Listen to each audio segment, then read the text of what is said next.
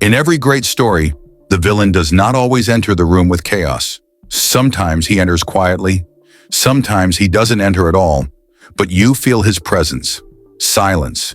It is one of the most dangerous weapons in the hands of the calculating mind. And the masters of this weapon are not just villains in fiction, but tacticians of real life.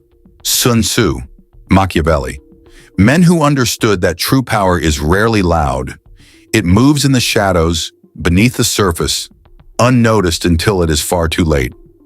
Sun Tzu once wrote, "Let your plans be dark and impenetrable as night, and when you move, fall like a thunderbolt."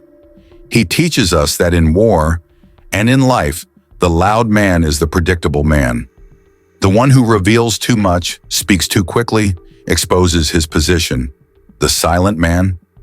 He is a storm waiting to unfold. He listens while others boast.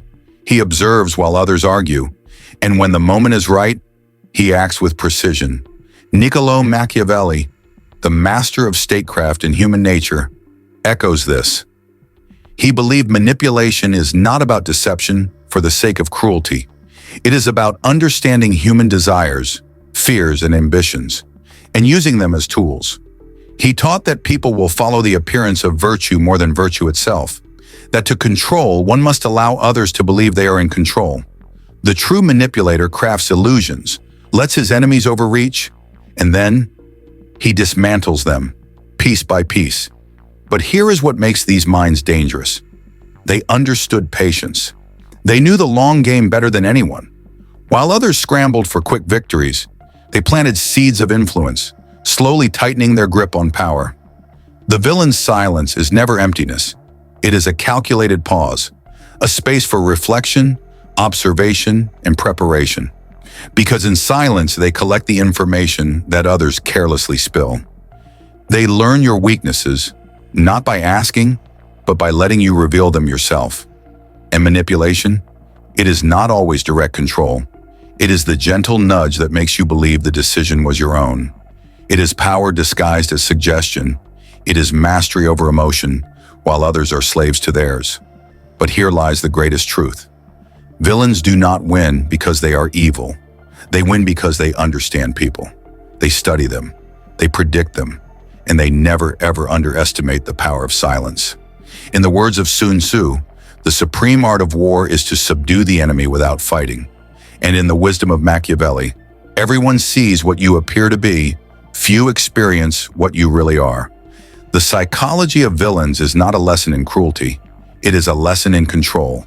Control over self, control over outcomes, control over the invisible threads that move people, armies, and empires. In a world full of noise, the silent man is the one to fear most, because when he finally speaks, it is already too late. How villains exploit emotion, and how to protect yourself.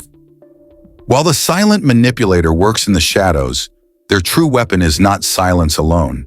It is emotion, your emotion. Understand this. No matter how strong you believe yourself to be, emotions are the first cracks in the armor of reason. The villain knows this, and so they wait, they watch, they listen, not for what you say, but for what you feel. Anger, fear, desire, pride. These are not just feelings, they are entry points. A man in control of his emotions is a fortress, but a man ruled by emotion leaves the gates wide open. Sun Tzu teaches, if your opponent is of choleric temper, seek to irritate him. They provoke you not to win the battle of ideas, but to make you abandon your discipline. Because once you react emotionally, you become predictable, and predictability is fatal. Machiavelli understood the same game. He wrote that rulers must appear merciful, faithful, humane, but be prepared to act against these virtues when necessary. The mask of goodness, when combined with the strategy of manipulation, makes for unstoppable influence. So how do you protect yourself? First, learn to see emotion as data, not direction. Feelings arise, but they do not command you. Observe your emotions as a Stoic does, with detachment like clouds passing through the sky. You do not chase them, you do not fear them, you simply watch. Second, in every encounter, ask yourself, what does this person want me to feel right now? Are they trying to make you angry? Flatter you into trust? Guilt you into compliance? Once you see the emotional game, you are no longer a pawn on their board. Third, master the power of pause. Before you speak, before you act, pause. The manipulator thrives on impulsive reactions. Silence disrupts their rhythm. Your calm becomes your shield. And finally, remember, the ultimate defense against manipulation is self-mastery. A man who understands his own mind cannot be enslaved by the schemes of others. The villain wins only when you abandon yourself. But a man of discipline, of stoic clarity, stands above the storm of emotions and sees through the fog of deception. He is unshakable. He is immovable. He is free. Because true power is not in controlling others. It is in mastering yourself. Turning their tactics against them. The art of counter-manipulation. Now that you understand how they move, silently, patiently, feeding on your emotions, the question arises, can you turn their own weapons against them? The answer is yes. And the first step is to understand the manipulator thrives on certainty. They rely on your predictability, your impulsive reactions, your visible weaknesses. So the way to counter them is not to become aggressive, but to become unreadable. Unpredictability is your armor. Sun Tzu said, "Be extremely subtle, even to the point of formlessness. Be extremely mysterious, even to the point of soundlessness. When your actions follow no obvious pattern, when you do not reveal your hand too soon, you force the manipulator into uncertainty. And uncertainty is their poison. They want you to react emotionally, but you respond with calm observation. They want you to speak recklessly, but you answer with deliberate silence. They push, and you do not move. They flatter, and you do not bend. In this way, they begin to doubt their own game. Second, mirror their tactics, not out of malice, but out of strategy. When they withhold information, you do the same. When they create delays, you stretch their patience thin. A manipulator exposed to their own medicine starts to unravel. They are comfortable when they control the tempo, but uncomfortable when the rhythm changes. Machiavelli wrote, "The wise man does at once what the fool does finally." So act with speed when necessary, and with patience when the moment demands it. Inconsistency in your pace creates anxiety in those who seek to predict you. Third, control the environment. The manipulator operates best in shadows, ambiguity, and secrecy. So you bring clarity to the table. You ask direct questions that force them to reveal more than they intended. You place them in the situations where their usual tricks falter, public settings, clear expectations, accountability. And lastly, understand this. The manipulator is ultimately a slave to their own need for control. Their hunger to dominate blinds them to one fatal flaw: overconfidence. Let them believe they have you where they want you. Feed their illusion of power, even as you quietly build your position. Because when they strike, you will be ready.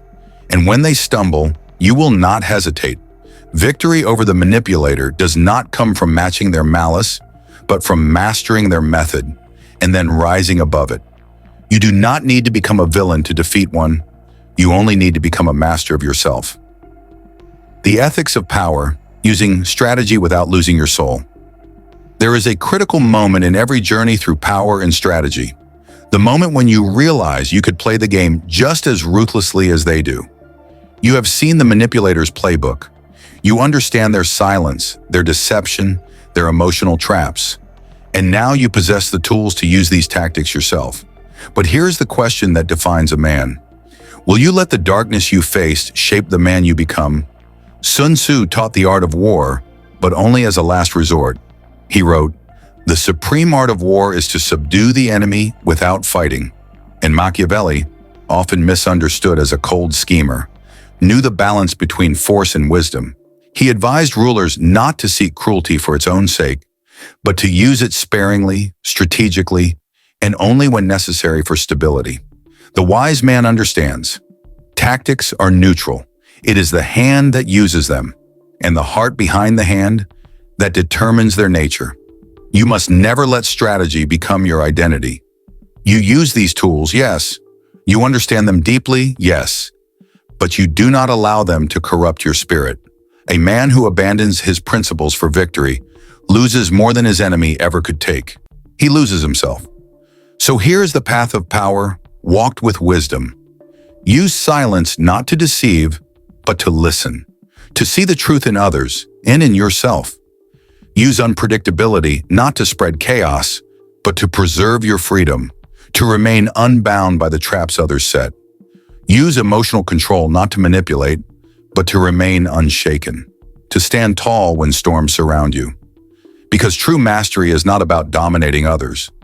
It is about never being dominated by your own weaknesses. The manipulator builds a web to catch others, but becomes trapped in it himself. The Stoic strategist walks freely, carrying no web, fearing no trap. Power in your hands becomes not a weapon, but a shield, a light, not a shadow. And in this way, you do not merely survive the games of the world, you transcend them. You walk your own path, with clarity, with strength, with honor. And that is the way of the true master. The Stoic's way, walking away from the game entirely. There is a victory greater than outmaneuvering the manipulator, a triumph beyond countering deception, beyond mastering tactics. It is the victory of detachment. Understand this well. The manipulator is chained to the game. They cannot live outside of it. They feed on control, they breathe conflict, they exist within endless strategy. But you are free. The ultimate power is not in playing the game better than others, but in realizing you do not have to play at all.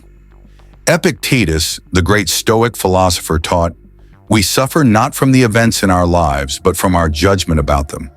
The manipulator may set traps. They may attempt to provoke, to lure, to ensnare. But if you are not playing for their prize, if you do not crave their approval, their wealth, or their validation, what power do they truly hold over you? None. This is the way of the Stoic. To build an inner fortress so strong that no storm outside can breach it. To walk through a world of schemes with your head high and your heart unclouded. Let them gossip. Let them plot. Let them spin their webs of illusion. You are not bound by their game. You choose a higher game, the mastery of self. And in this, you gain what they will never possess: peace, clarity, freedom. Because at the end of all strategy, all counter-strategy, all victories and defeats, there is a deeper truth. The man who conquers others is powerful, but the man who conquers himself is unstoppable. Walk that path. Let them wonder at your calm. Let them fear your silence. Let them envy your freedom. And as they remain trapped in their endless games, you will walk away untouched, unbothered, untamed. Because the true warrior knows, victory is not in defeating others. Victory is in no longer needing to.